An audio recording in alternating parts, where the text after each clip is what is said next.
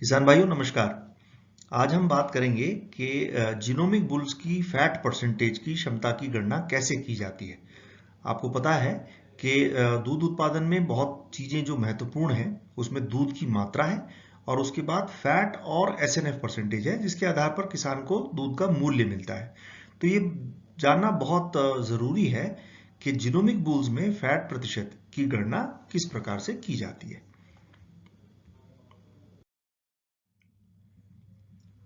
अगर आप इस स्लाइड में देखेंगे तो यहाँ हैमर नाम के बुल की पेडिग्री दी गई है। ये एक एचएफ का बुल है और इसमें अलग अलग चीजें इसमें वर्णित की गई हैं। फैट में अगर आप देखें तो यहाँ पर लिखा है +106 LBS। तो पहली चीज तो इसमें ध्यान देने की है कि LBS का मतलब पाउंड से है और क्योंकि ये एक अंतरराष्ट्रीय सिस्टम है, अंतरराष्ट्रीय व्यवस्था है, इसलिए फैट को हमेशा पाउंड्स में ही दिखाया जाता है। दूसरी चीज है कि फैट है प्लस। तो प्लस और माइनस का क्या मतलब है? तो प्लस का ये मतलब है कि एवरेज एचएफ पशुओं की तुलना में ये बेहतर है, फैट परसेंटेज बेहतर है। अगर ये माइनस में होता तो इसका मतलब ये था कि हैमर बुल की क्षमता एवरेज हॉल्स्टीन पशु, एवरेज एचएफ पशु से कम होती। तो यहां पर ये निश्चित रूप से है कि एवरेज पशु से बहुत बेहतर फैट प्रतिशत है। अब इसकी गणना और आगे किस तरह से की जाती है वो मैं आपको एक दूसरी स्लाइड में दिखाता हूं। यहां पर आप ये देखिए कि ये जो आपको दिख रही है वही हैमर बुल है, वही सारी फिगर्स हैं, लेकिन ये ऐसी है जैसी आपको साया डायरेक्टरी में दिखती है या जैसी आपको वेबसाइट के अंदर दिखती है। इसमें भी वही सारी चीजें दी गई हैं और जैसा कि मैंने पहले कहा कि फैट की जो यहां पर वैल्यू है वो पॉजिटिव है, प्लस में है। अब इसमें सबसे ज्यादा जो इंपॉर्टेंट है किसी भी किसान के लिए कि वो ये सारा जितना भी डेटा है इसका उपयोग किस प्रकार से कर सकता है अपने हर्ड को बेहतर करने के लिए। तो यहां पर जैसे ये उदाहरण दिया गया है बुल का, तो इसमें आप ये पाएंगे कि पहले जैसी गणना इसमें की गई है ये दूध की गई है। तो दूध की गणना के बारे में पहले भी आपको वीडियो में बताया जा चुका है। आगे हम उसको फैट के बारे में बताएंगे, लेकिन फिर भी याद करने के लिए मैं आपको बता देता हूं कि यहां पर जो गणना की गई है ये +596 LBS मतलब फिर पाउंड है। तो यानी कि ये एवरेज से +596 पाउंड बेहतर दूध देगा।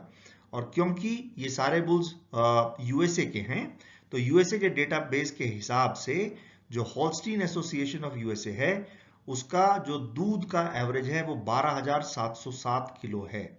यानी कि अगर इसमें +596 एलबीज मिला दिया जाए, जोड़ दिया जाए, तो कुल क्षमता जो आती है वो 12,977 किलोग्राम की आती है 300 दिन के लैक्टेशन पीरियड में। तो ये दूध को पढ़ने की जो व्यवस्था हमने पहले जानी थी उसी के बारे में मैंने आपको बताया। अब हम फैट के बारे में देखेंगे। इस स्लाइड में जैसा हैमर बुल का एग्जाम्पल है इसमें फैट है +106 LBS। तो मैंने आपको पहले ही बताया LBS मतलब पाउंड और प्लस का मतलब सामान्य से बेहतर है। इसका इंटरप्रिटेशन क्या है? इसका इंटरप्रिटेशन ये है कि सामान्य से +106 पाउंड ज्यादा दूध हैमर की बछियाओं से आएगा। और इसको स्पष्ट करने के लिए हम ये व्यवस्था देखते हैं कि एवरेज फैट कितना है। तो यहां पर आप देखिए एवरेज फैट की तुलना में ये बेहतर है। तो कैसे हम टोटल फैट कंप्यूट करेंगे, कैसे हम उसकी गणना करेंगे?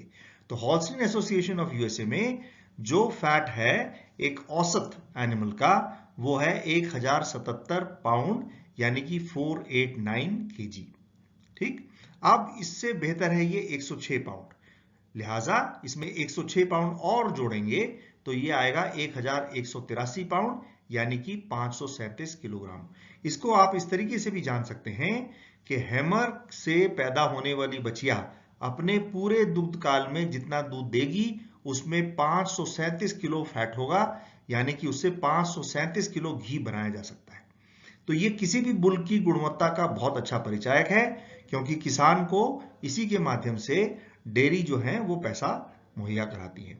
मुझे उम्मीद है कि ये गणना आपको समझ में आई होगी और आप अलग ये जान पाएंगे कि ये व्यवस्था कैसे चल रही है। कुछ लोग इसमें ये भी प्रश्न करते हैं कि ये सब तो ठीक है, लेकिन आगे ये बताएं कि फैट परसेंटेज कितना है। तो फैट परसेंटेज निकालने की विद्या बिल्कुल वही है, total fat divided by total milk in kilogram. अगर आप इसको गुणा भाग करेंगे तो आपको बिल्कुल फैट परसेंटेज निकल के आ जाएगा। जैसा कि आप इस केस में देखते हैं, फैट प्रतिशत है 4.14%। आप इस बात को मानेंगे कि ये HF के केस में बहुत ही बेहतरीन फैट परसेंटेज है, और ये मान के चल लीजिए कि HF भी आपको बहुत ज्यादा पैसा केवल फैट के ट्रेड की वजह से ही दे सकती है। तो मुझे उम्मीद है कि ये पूरे डिस्क्रिप्शन के माध्यम से आने वाले समय में आप एक बेहतर बुल का चयन इस आधार पर कर पाएंगे कि ज्यादा से ज्यादा फैट की प्राप्ति, ज्यादा से ज्यादा घी की प्राप्ति आपको हो सके।